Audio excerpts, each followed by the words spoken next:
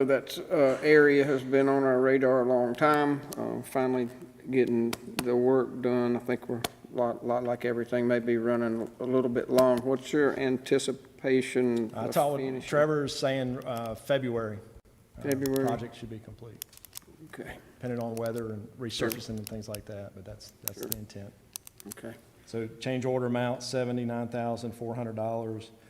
Total contract amount would then be $753,455. 79.4 or 74.9? Bear with showing me. 74. 74,900 Okay. is what is, I may have misspoke, I That's fine. apologize. Okay. Yep, it's reading 74.9. Yes, that is what is in this. Okay. Any other comments or questions on this item? Motion to approve. There's a motion. I'll make the second. Councilwoman, Mayor Pro Tem Peters, how do you vote? Aye. Councilman Jones? Aye. Councilman Moore is aye. That motion passes. We need to clarify this. I'm looking at this now, and it is a discrepancy on this agenda item. It's written in two places, so it is $79,400. Let me clarify that. That's a Okay. good catch. So in the upper part in the background, it has the correct amount. At the bottom, it does have an incorrect amount. Okay.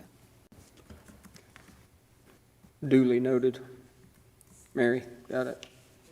Whoever, Lisa? Yes. Okay. Okay, good. Everybody still good with their vote? $79,400, yes. Thanks for catching that, Vic. Yep, thank you. Sorry, guys, I'm just a numbers guy. Okay, next item, 2021-571. This is a contract as well, but this deals with our NCDOT and our furniture market transportation. Ms. Angela Wines presenting. Good afternoon. Actually, the agenda item is to enter into a grant agreement with NCDOT for $1.2 million for our furniture market transportation services. It is the first part of the grant that they've already taken to the Board of Transportation. In January, they will take the remaining $500,000 to add it, so there'll be a total of $1.7 million from furniture market transportation services for fiscal year '22. Any comments or questions? I'll make a motion item 2021-571 be approved. Second. There's a second. Councilman Jones, how do you vote? Aye. Mayor Pro Tem Peters? Aye. And Councilman Moore is an aye. That motion passes. Thank you, Angela. Next item, 2021-572. This has to do with our West Side wastewater treatment plant, the dewatering equipment, and Derek Boone is going to speak.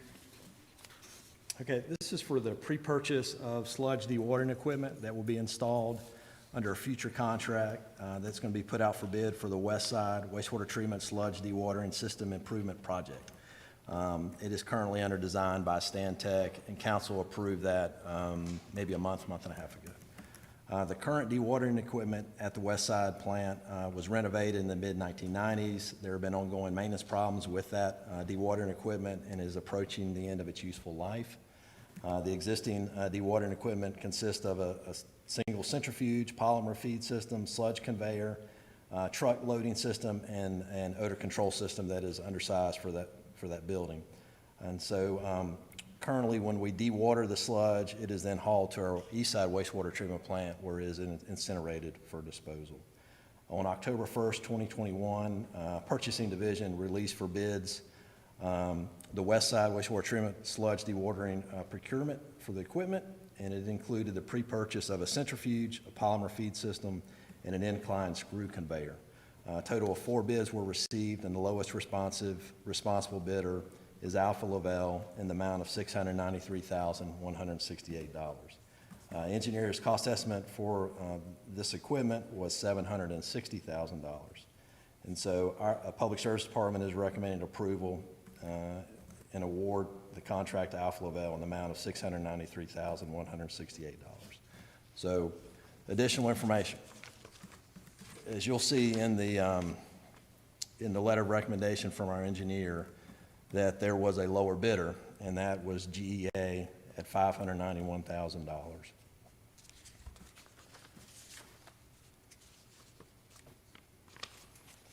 The contract requires that the bidder deliver to the site within 360 calendar days, no sooner than 300 calendar days from the notice of award, and liquidated damages were set at $3,000 per day. The liquidated damages were established because the construction of the sludge dewatering improvements will be bid out separately, and it is imperative that the sludge dewatering equipment is delivered on time.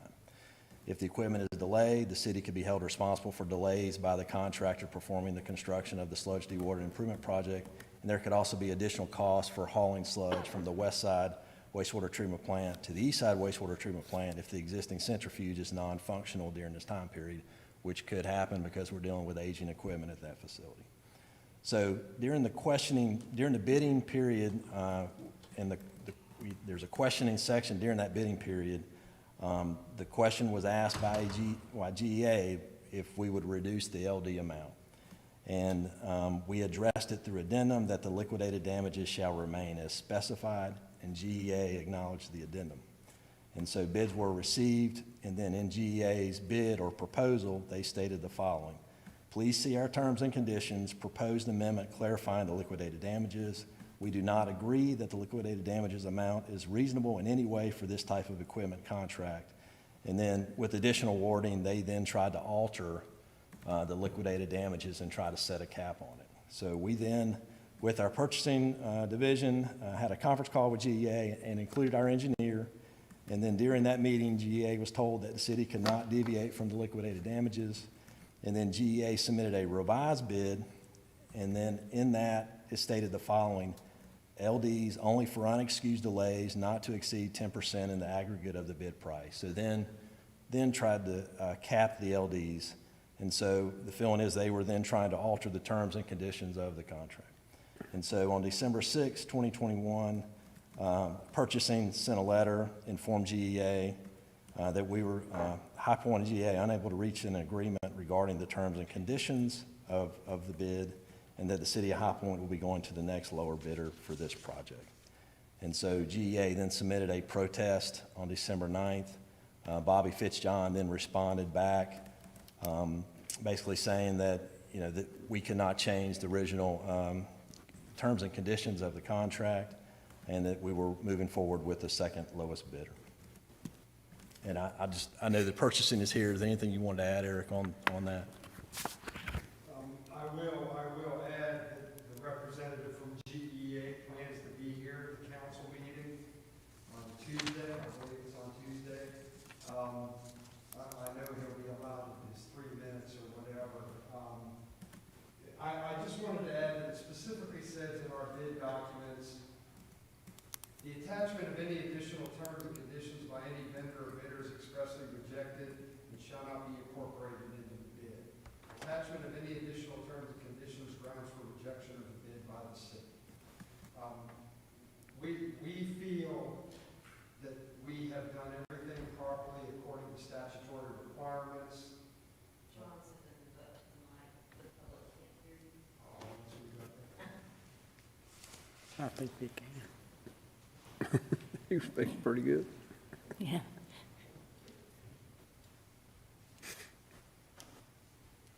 I apologize. That's all right. I am filling in for Bobby today since Bobby is out of town. Do you want me to reread that? It basically states in every one of our bids, the attachment of any additional terms and conditions by any vendor or bidder is extremely rejected and shall not be incorporated into the bid. Attachment of any additional terms and conditions is grounds for rejection of the bid by the city. That was provided to us by our legal department several years ago as a protection against things like this for happening. It also says that we have the right to reject any and all bids at any time at our choosing. The bottom line was they tried to change the terms of the conditions by putting a cap on those liquidated damages, and basically we told them that we can't do that in fairness to the other bidders because we did not place a cap on those liquidated damages for the other bidders as well. So in selecting the next lowest bidder, that Alpha Laval was in agreement to our terms and conditions. There were deviations on all the bids, but after reviewing all the deviations, everything was workable. And the lowest bidder was the only one who had problems with the terms and conditions. So we feel that we have met all our obligations, and we are good to move forward with our recommendation. Do you have any questions for me? I don't have any questions, but I will make a comment for the record. It sounds like that your department and the others have gone through this, and then I think it's important for the record for those that may be listening to know that we've been down this road before. It's a very expensive process to have to haul in the interim of getting things done if things do end up that way. So I think it's important to note, too, that part of what we're doing is the lowest responsible bidder, not just the lowest bidder. So Absolutely. I have no problems in making a motion to approve this item. Second. Well, I got a, oh, go ahead. Okay, question? In the bid amount, you've got the, under GA, you got 591,000, and then item number 2, temporary equipment storage at 10,000 a month. Is that an additional expense on top of the 591? It is. That would be if they get the equipment to us after the 300 days and the contractor's not ready. And so we would have to pay them an additional cost to store it. So not And only so theirs is high compared to This the other is- ones, if you'll notice. So 12 times what Yes. Alpha it is. Yeah. That's another thing that we have to take into consideration as well. Yeah. I think. Yes, sir. Anything else? Okay, there is a motion and a second. Councilman Jones, how do you vote? Aye. Mayor Pro Tem Peters, how do you vote? Aye. Councilman Moore is an aye. That motion passes. Thank you very much. Next item, 2021-573, is a paving contract with Ruston for the Oak Hollow Park area and campground, and Lee Tillery is speaking. Good afternoon. Good to Hello. see everyone. Before you is a proposal for a contract with Ruston Paving Company for a project at Oak Hollow Park, which encompasses some paving needs that we have due to some deferred maintenance throughout the campground and our entranceway into the tennis center and the campground as well. These are high priority areas for us, so we took this project out to bid in November and received two bids, only two bids that came in, but the lowest, most responsible bidder was Ruston Paving Company. So we're recommending approval of this contract. A couple of factors come into play here. The campground has never been busier, so we had to mark out some time to actually close the campground to do this work, and we're hoping that we have a weather week like this in mid-February, late February, so that we can get it done, because we're trying to do it in what is typically a downtime in the campground, but at the same time get some work done with, there might be some obstacles with the weather and temperature, so we're hoping we can get it done. So bringing this before you guys tonight for approval so we can get that contract in place and be ready to go in February, hopefully weather pending, with Ruston Paving.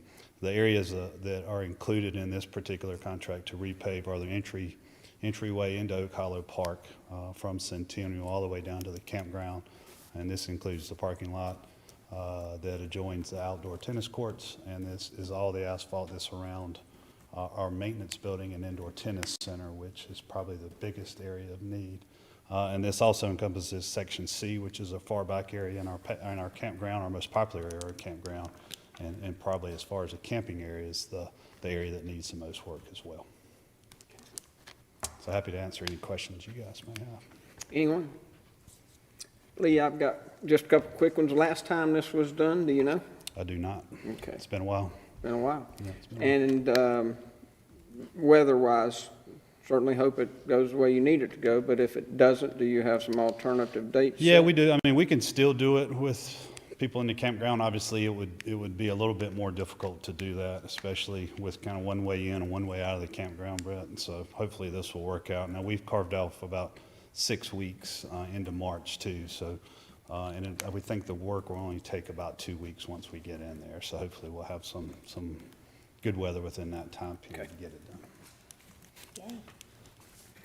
All right, I'll make a motion to approve item 2021-573. Second. There is a second.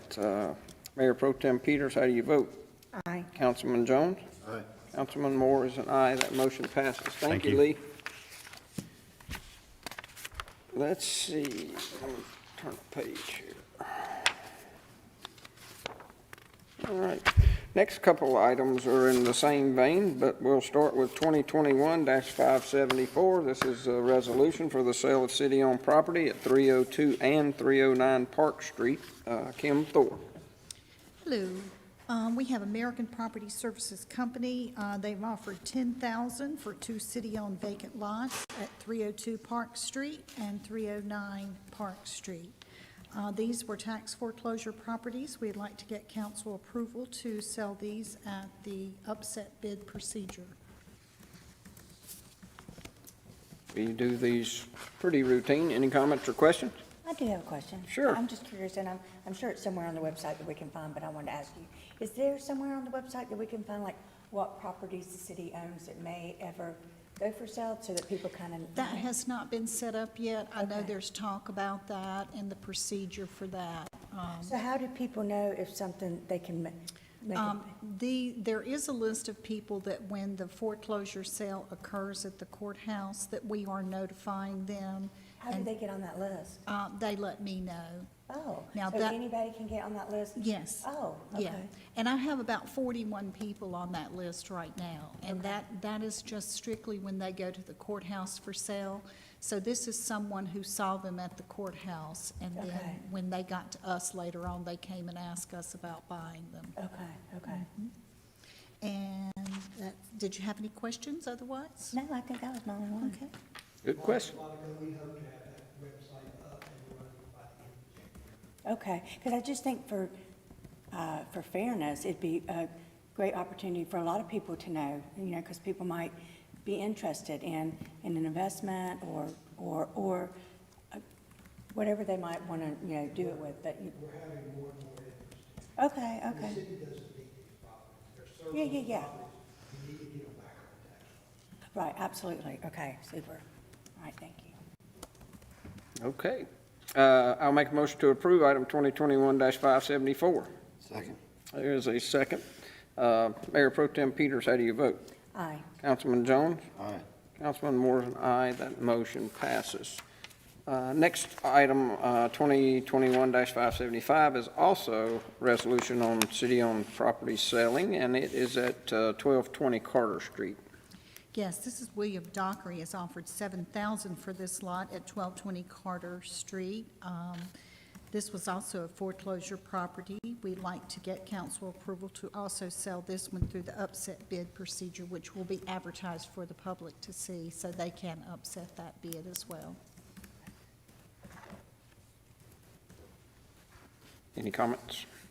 I'll make the motion to approve item 2021-575. Second. There's a second. Mayor Pro Tem Peters, how do you vote? Aye. Councilman Jones? Aye. Councilman Moore is an aye. Is there anything else that needs to come before finance? Well, I would like to tell everybody, I hope you had a good Christmas, and I hope it'll be a good and safe New Year. And Randy, if that thing that Monica wanted to be up and running by the end of January is not quite ready, you will have to stay until that's done.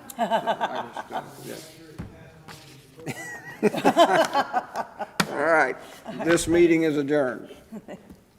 Hey, Lee, I got a question for you real quick. Where are they on that list? As well. Tell her.